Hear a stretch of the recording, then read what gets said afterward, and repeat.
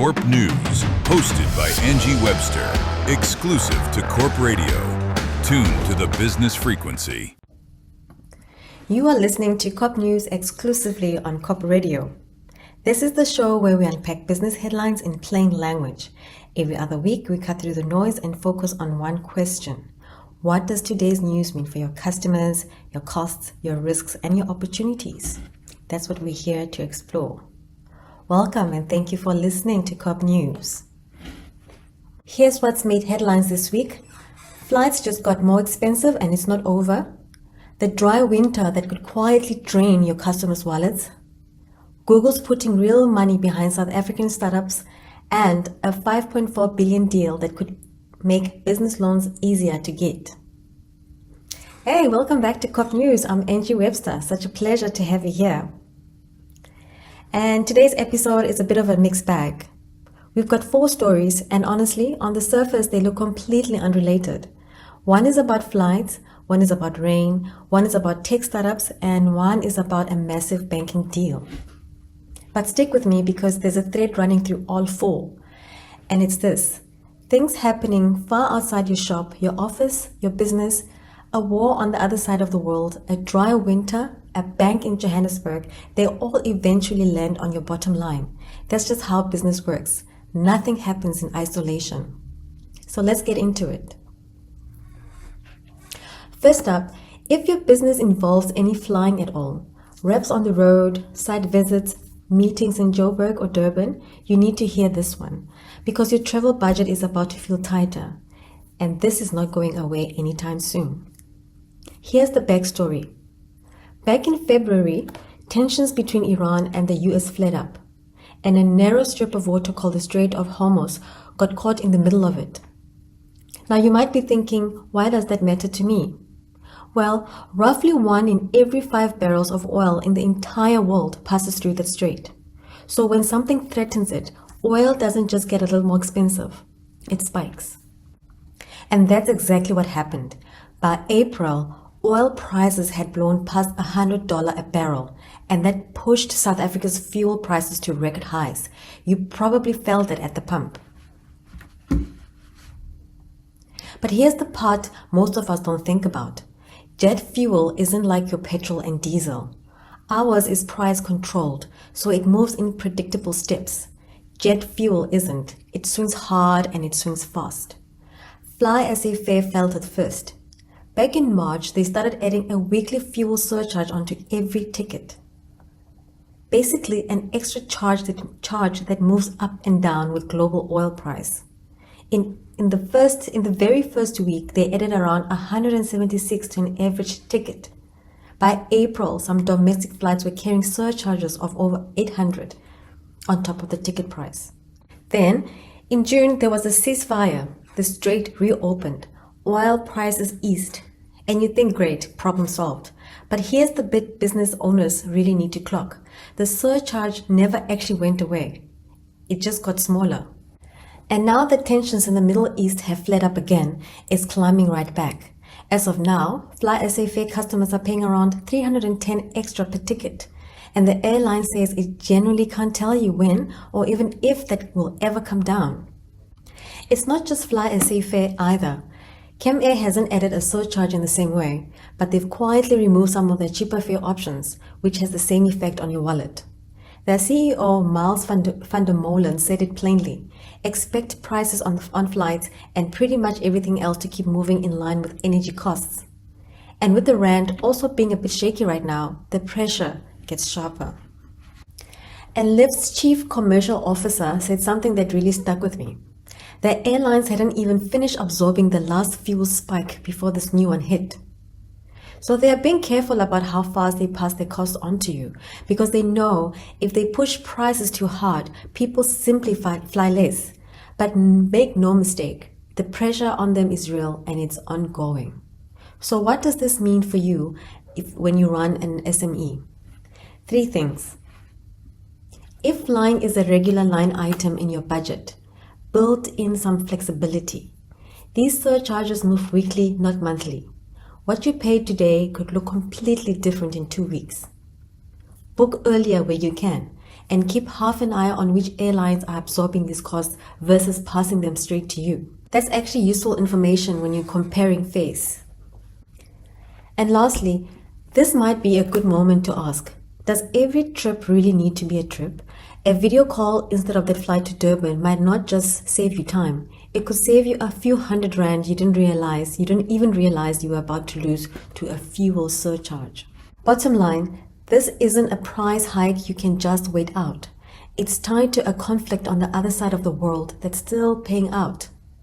So build that volatility into your travel budgets now, because right now, nobody in aviation can tell you when it will settle. Right, this one might sneak up on you because at first it just sounds like a weather chat. Have you noticed how dry this winter's been? I'm talking about here in Cape Town, specifically the Western Cape. Normally winter is when our dams get their chance to top up. This year it's been noticeably drier. And Cape Town is one of the most water-scarce parts of the country. So this is something worth sitting up for.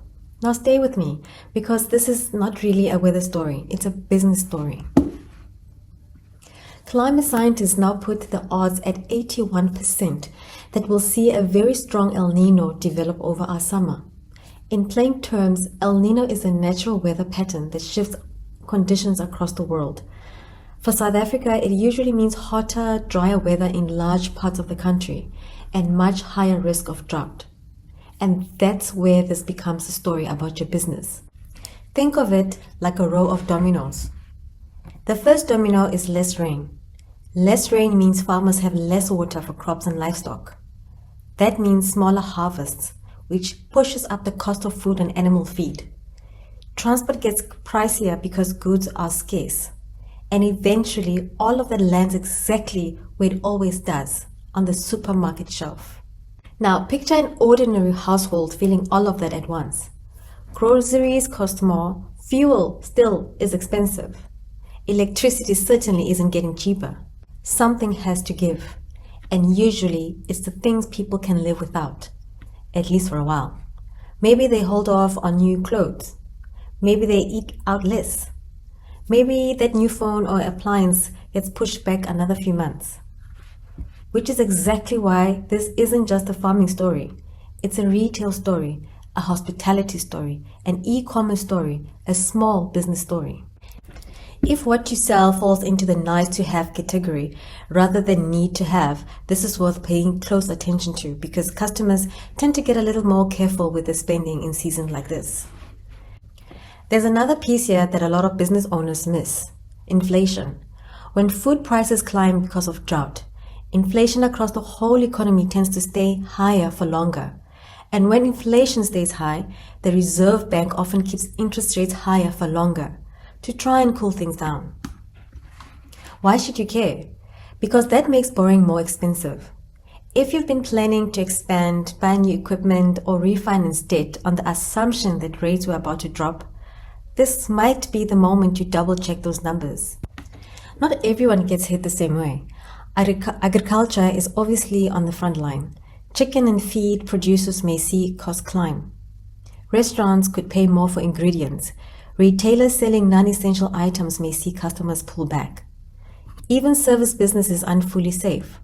When households tighten up, anything non-essential tends to get postponed first. So what can you actually do about it? First, go back to your cash flow projections. Ask yourself honestly, if sales slowed down for a few months, would business still be okay? Take a proper look at your pricing. Rising costs don't automatically mean you should hike your prices overnight, but you need to know exactly where your margins are getting thin. And if you're thinking about financing for growth and the numbers work today, plan around the realistic scenario, not the hopeful one. And look, I want to be clear. El Nino doesn't automatically mean your business is in trouble. This isn't a panic story. It's a reminder that things happening far outside our control eventually shape the choices our customers make every single day. We can't control the climate, but we can absolutely control how prepared we are when conditions shift. And honestly, that's the real takeaway this week. Resilience isn't something you build once the storm hits. It's something you build while the skies are still clear. Okay, now this one is genuinely exciting, especially if you're plugged into tech or you know someone who is. Google has just opened applications for the 2026 round of its Google for Startups Accelerator here in South Africa. Now, I know accelerator can sound like a corporate jargon, so let me translate. This is basically Google picking a small group of promising young companies and pouring in money, tools, and skills to help them grow fast. Think of it less like a grant and more like a serious vote of confidence backed with cash and connections. How it actually works is this. It's a 3-month program running from late September through to early December. Google is choosing just 15 South African startups for this round. And here's the part that really matters to founders. It's the money. Each selected startup gets up to 1 million rand, and here's the key bit. It's equity free. What this means is that Google isn't taking a slice of the company in return. And for a small founder, that's huge. It means they get real cash to grow the business without having to give up ownership or control to get it. On top of the money, these startups also get access to Google's actual tech tools, things like cloud infrastructure and their Gemini AI systems, plus one-on-one mentorship from real Google engineers and industry experts. They are also looking for South African-led startups owned by historically disadvantaged people who are building AI-based solutions to real local problems. This is also part of something bigger. Google has committed to supporting 50 South African startups between 2024 and 2028. So this isn't a once-off headline, it's a multi-year plan. And if you're wondering whether these programs actually deliver results, the numbers say yes. Since this accelerator launched across the continent back in 2018, it's backed over 190 startups in 17 African countries.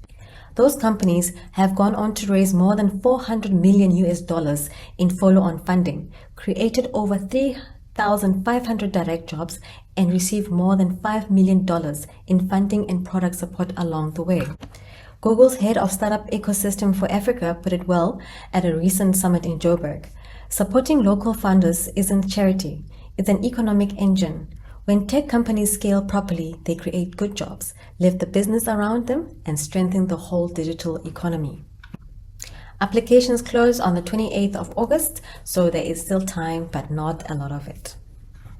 And to our final story of the day, and I promise I'm going to keep the finance speak to a minimum, because underneath the jargon, there's actually a really encouraging story for small business owners. Here's some good news.